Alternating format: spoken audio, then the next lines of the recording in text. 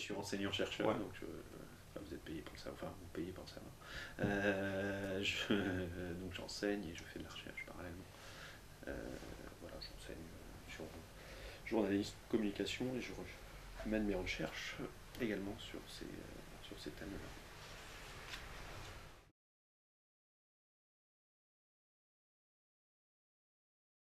Je me posais la question des études supérieures.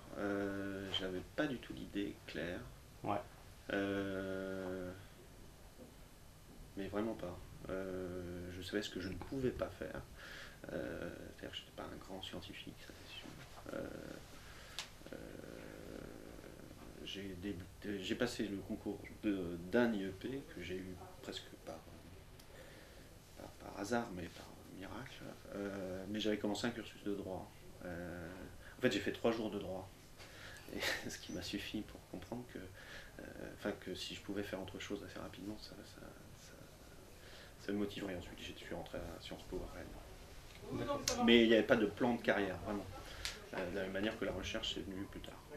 Et ne me demandez pas d'où vient mon sujet de thèse, parce que je ne sais pas, en fait. Et personne ne sait, hein, mon directeur de thèse non plus. Non, mais c'est assez bizarre. Non, l'idée c'était de s'intéresser à la fois au journalisme, parce que c'était quand même ma porte d'entrée, et s'intéresser à quelque chose qui n'intéressait personne, c'est-à-dire le plus grand rassemblement de journalistes du monde.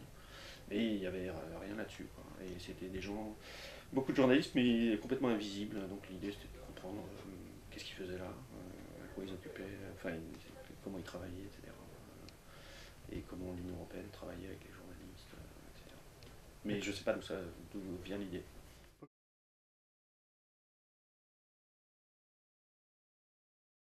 Actuellement, je travaille, j'ai un projet européen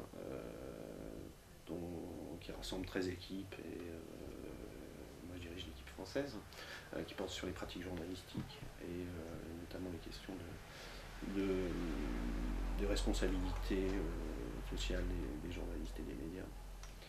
Donc c'est une enquête qui s'achèvera en 2013. Donc ça on est à peu près au milieu du gué.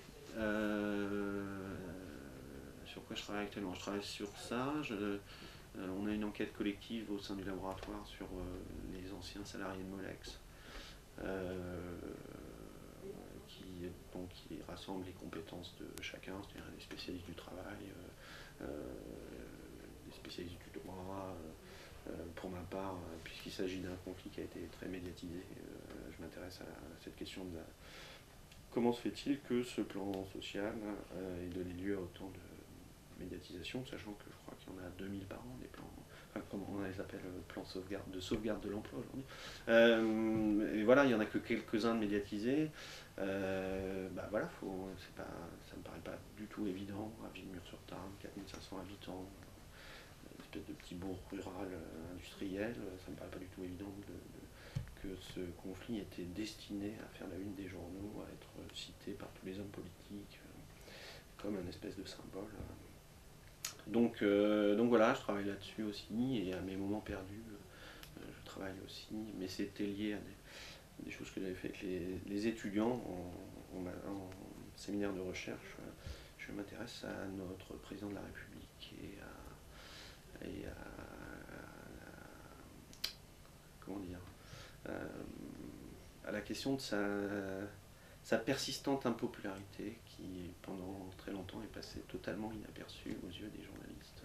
Là aussi quelque chose à expliquer pourquoi pendant 2 ans ils sont restés persuadés que, c'est-à-dire entre 2008 et 2010, ils sont restés persuadés que peut-être il était impopulaire mais que ça n'allait pas durer. Plus particulièrement sur le journalisme politique, on aimerait bien monter un projet comparatif avec des collègues pour essayer d'analyser les évolutions du journalisme politique et de la politique ou de la manière pour les hommes politiques de communiquer, etc. Enfin, voilà, mais ça c'est du moyen terme, c'est-à-dire qu'il faut qu'on arrive à écrire un projet, à convaincre des collègues de participer, mais ce serait bien.